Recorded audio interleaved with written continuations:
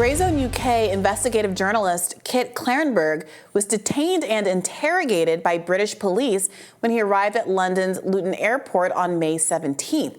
6 officers brought him to a back room where they questioned him for hours about his reporting for the Grayzone and his opinions on a variety of issues, such as Britain's leadership and the war in Ukraine. Kit joins us now to elaborate on what happened to him. Welcome. Hey, how's it going? We're doing all right. Please tell us more about what happened to you and how you came to realize that you were being detained because of your reporting and your political views.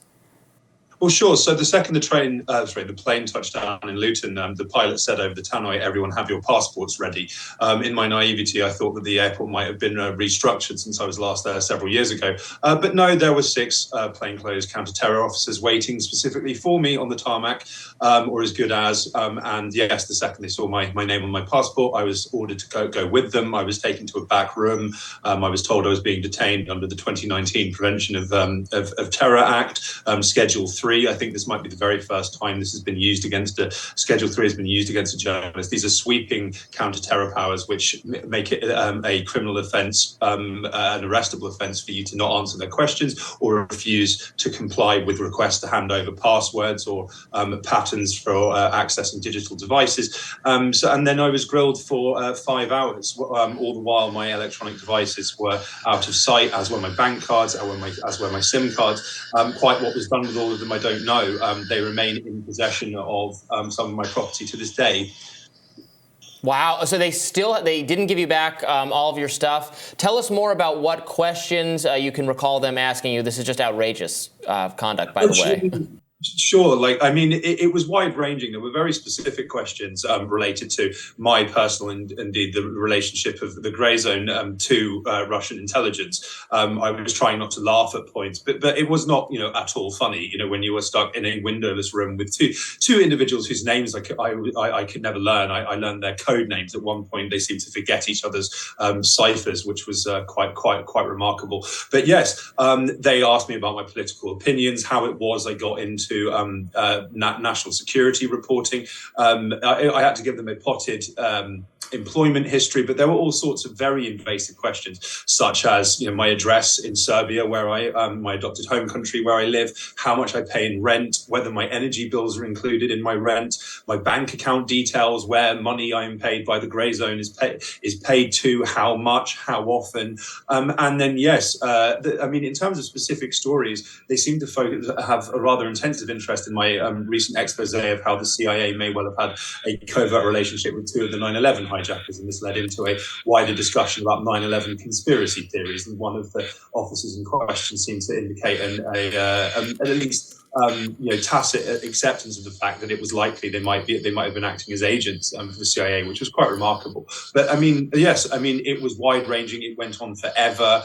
My political views. Am I involved in political activism? Do I know any political activists? What are my opinions on the British government? What are my opinions on the Russian government? So, Kit, it was the worst first day ever.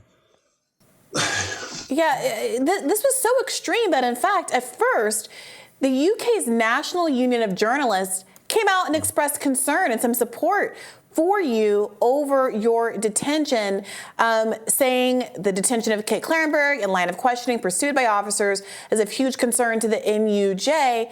However, they subsequently walked back that support, deleted the tweet. What do you make of this? Were you surprised in the first instance of getting any support from a national journalistic organization in the first place? And then what do you understand happened with the walking back of that support? Yeah, sure. I was very surprised at first because, the NUJ has a history of throwing journalists under the bus if they're not the right kind of journalists. People like Julian Assange and former British Ambassador Craig Murray, both individuals who've been harassed extensively by authorities for blowing the whistle and exposing the truth. The NUJ hasn't been there for them when they asked and when they needed it. I was quite surprised when the NUJ issued that statement. I thought that it was quite significant in terms of the tone and highly condemnatory condemnatory. When it was retracted, like 24 hours later, I was pretty mortified. There was it was only after it was removed that I learned there had been a huge online campaign by an assortment of people that I pissed off over the years, which is a pretty long list, who were attacking the NUJ publicly for doing this. I mean, that's kind of to be expected, and I've got a thick skin and I can ignore bad faith, dishonest attacks on me in my journalism. But I think that what's really frightening, the thing that does disturb me, is the fact that there has been a long-running attempt to discredit and diminish Julian Assange as a journalist. Authorities tried to frame him instead as a hacker or a spy or a Russian asset, not a journalist, which means that he's not entitled to the same protections and indeed sympathy as a journalist would be. Now, that is the kind of tone that I'm seeing from people who are attacking me online, that I'm not a journalist. And, is the next step to me bail marshal? I really hope not. But you never know. I mean, in the current information environment, I've never seen it so hostile in my lifetime. People are losing their jobs or are being suppressed on social media, and even worse, across the West, for expressing the wrong opinions, which of course has a wider chilling effect. I and indeed the Grayzone, we refuse to be bullied and intimidated. But there are other ways of shutting us up. Have you had any further interactions with law enforcement since the incident at the airport? No, I received an email from them saying that they were going to be holding one of my memory cards, which is about 5 years old and is, to my mind, primarily contained music I downloaded over the years to listen to on my phone. Quite what they've unearthed or what I'm not sure, but they said they were going to hold it because they felt it may be necessary to future criminal proceedings. Again, I'm not sure what that's a reference to, although I was mercifully able to leave the country without hindrance or harassment. I don't think I'll be returning there for quite some time unless I have no legal choice but to. But yes, it's there is a lack of clarity there as well. I'm not sure how long they're going to be holding my stuff, whether indeed it will lead to criminal charges. I have emailed them asking, but have received no word from them. Do you have any idea what the nature of the threatened criminal charges would be? I'm not sure. I mean, this, as I say, we're living in a very, very hostile informational environment where every Western backer of the proxy war has a significant vested interest in controlling the narrative and preventing certain damaging facts from emerging. The Grayzone has taken the lead on exposing the reality of what's happening in Ukraine and why. We have been subject to relentless, ruthless online attacks, as a result, and all sorts of rubbish about us being, Russian propagandists or funded or working for the Kremlin. This is what cropped up in my interview. It's all completely ludicrous.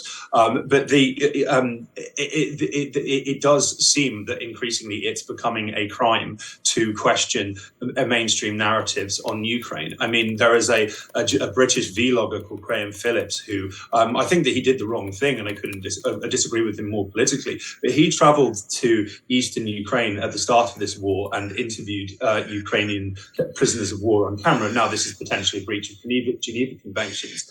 The British government responded by seizing all of his assets, seizing his home, and closing down all of his bank accounts, and yes, taking all his money. Now, again, I disagree strongly with what he did, but the British government did that. It's the first time any government in the world has ever sanctioned one of their own citizens. And even more shockingly, they did so despite knowing in internal communications that it was completely illegal and there was no basis for them doing this. So, I mean, I'm not sure what laws I might have broken.